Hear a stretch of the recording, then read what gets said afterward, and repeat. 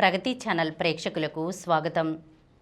ఈరోజు మనం యువశక్తుల నవసృజనలే ప్రగతికి సాధనాలు అనే విషయంపై హైదరాబాద్ కేంద్రీయ విశ్వవిద్యాలయ పూర్వ ఉపకులపతి ఆచార్య అప్పారావు పొదిలే గారు ఏం చెప్పారో ఈరోజు మనం తెలుసుకుందాం.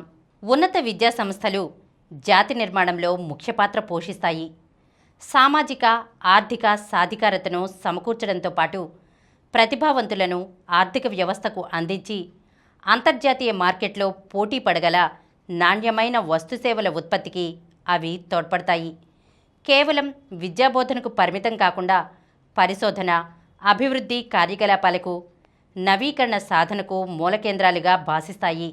యువతలో వ్యక్తిత్వ వికాసం, నైతిక విలువలు, రాజ్యాంగం పట్ల కట్టుబాటు, మేధాపరంగా జిజ్ఞాస, సేవాభావం, సృజనాత్మకతలకు పాదుగొల్పడం వంటి బాధ్యతలను హెచ్ఈఐలు నెరవేరుస్తాయి.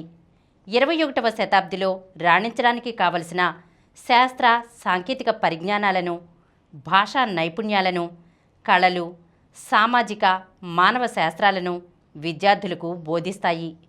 వృత్తి ఉపాధి నైపుణ్యాలను అలవరుస్తాయి. ఈ బాధ్యతల నిర్వహణలో అధ్యాపకులదే కీలక పాత్ర.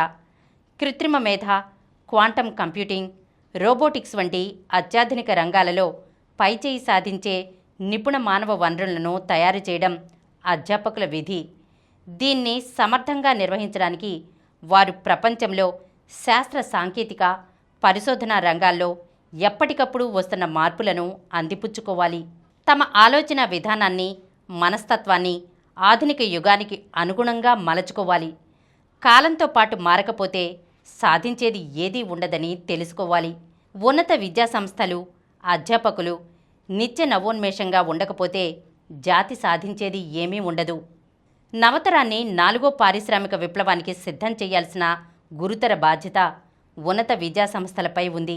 ఇంటర్నెట్ ఆఫ్ థింగ్స్, కృత్రిమ మేధ, రోబోటిక్స్, బిగ్ డేటా తదితర సాంకేతికతలతో పారిశ్రామికోత్పత్తి డిజిటలీకరణ అవుతోంది.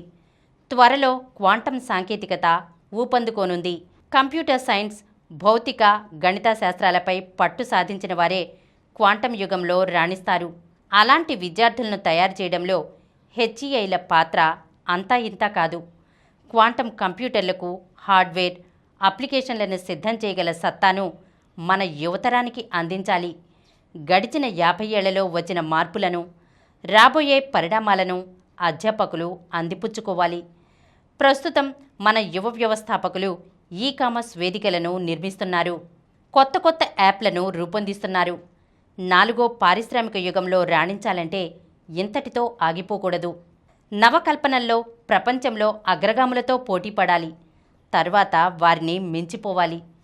అంతర్జాతీయ నవీకరణ సూచీలో 2015లో 81వ స్థానంతో సరిపెట్టుకున్న భారత్ 2024 కల్లా 39వ స్థానానికి ఎగబాకడం అభినందించాల్సిన విషయమే.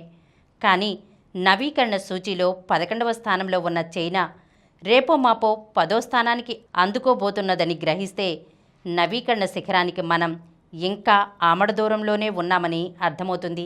అధికార గణాంకాల ప్రకారం భారత్లో 1.6 లక్షల స్టార్టప్లు ఉంటే చైనాలో వాటి సంఖ్య 3 లక్షలు. భారత్లో 120 యూనికార్న్లు ఉంటే చైనాలో ఏకంగా 300 పనిచేస్తున్నాయి. ప్రస్తుతం సేవారంగం కోసం సొల్యూషన్స్ అందించే స్థాయిలో ఉన్న భారతీయ వ్యవస్థాపకులు యూనికార్న్లను విరివిగా ఏర్పాటు చేయగల స్థాయికి ఎదగాలి. అందుకు వెంచర్ పెట్టుబడులు దండిగా కావాలి. డీప్ టెక్ పరిజ్ఞానాన్ని అభివృద్ధి చేసుకోవాలి. అంతర్జాతీయ నవీకరణ సూచీలోని టాప్ 10 దేశాల జాబితాలో చోటు సంపాదించి అసలు సిసలు విజ్ఞానాధారిత సమాజంగా భారతావని రూపాంతరం చెందాలి. ఈ కలను నిజం చేయడానికి అధికారంలో ఉన్న రాజకీయ నాయకులు, ఉన్నత విద్యాసంస్థల నిర్వాహకులు సమగ్ర కార్యాచరణ చేపట్టాలి. నాయకులు కఠిన నిర్ణయాలు తీసుకొని ఆశించిన రూపాంతరీకరణను సాధించాలి. 4వ పారిశ్రామిక విప్లవ సాధనకు కావలసిన పాఠ్య ప్రణాళికలను రూపొందించి బోధనా వసతులను ఏర్పరచడానికి కోవిడ్కు ముందే కేంద్ర విద్యాశాఖ ఒక మార్గదర్శక ప్రణాళికను రూపొందించింది. అది అత్యధిక హెచ్ఈఐలకు చేరకపోవడం విచారకరం. అన్ని హెచ్ఈఐలు ఒకేలా ఉండవు. వాటి మధ్య తేడాలను గౌరవిస్తూనే నవయుగానికి అవసరమైన పాఠ్య ప్రణాళికలను బోధనా రీతులను, వసతులను ఏర్పాటు చేయాలి. అనవసర తర్జన భర్జనలతో కాలయాపన చేసే బదులు కార్యాచరణకు దిగడం అత్యావశ్యకం. క్వాంటం కంప్యూటింగ్, ఏఐ రంగాల్లో భారతీయ ఉన్నత విద్యా సంస్థలు తామే స్వయంగా నవసృజనలు చేయాలి. వాటిని దేశాభివృద్ధికి వినియోగించి ఇండియాను 4వ పారిశ్రామిక విప్లవంలో ముందుకు ఉరికించాలి. విద్యార్థులతో పాటు అధ్యాపకులు నిరంతర జిజ్ఞాసువులుగా మసలాలి. అందుకు సంస్థాగతంగా అండదండలు ఇవ్వాలి.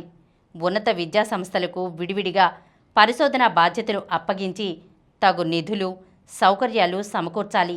జాతీయ, అంతర్జాతీయ సంస్థలతో మన హెచ్ఏలు సహకార, భాగస్వామ్య ఒప్పందాలు కుదుర్చుకోవాలి. కొత్త విజ్ఞానాన్ని సృష్టించడంతో పాటు ఆవిష్కర్తలకు, సంస్థలకు మేధా హక్కులు సాధించాలి. పరిశోధన ఫలితాలను ఆదాయ మార్గంగా మలుచుకోవడం, మేధా హక్కుల పరిరక్షణపైన పరిశోధకులకు తగిన శిక్షణా కార్యక్రమాలు నిర్వహించాల్సిన అవసరం ఉంది. మన వాళ్ళు కనుగొన్న అంశాలను ఇతరులు లైసెన్స్పై వినియోగించుకునే ఏర్పాటు ఉండాలి. అలాగే ఇతర దేశాల నుంచి లైసెన్స్పై కొత్త పరిజ్ఞానాలను స్వీకరించాలి. సాంకేతికతల బదిలీ కూడా జరగాలి.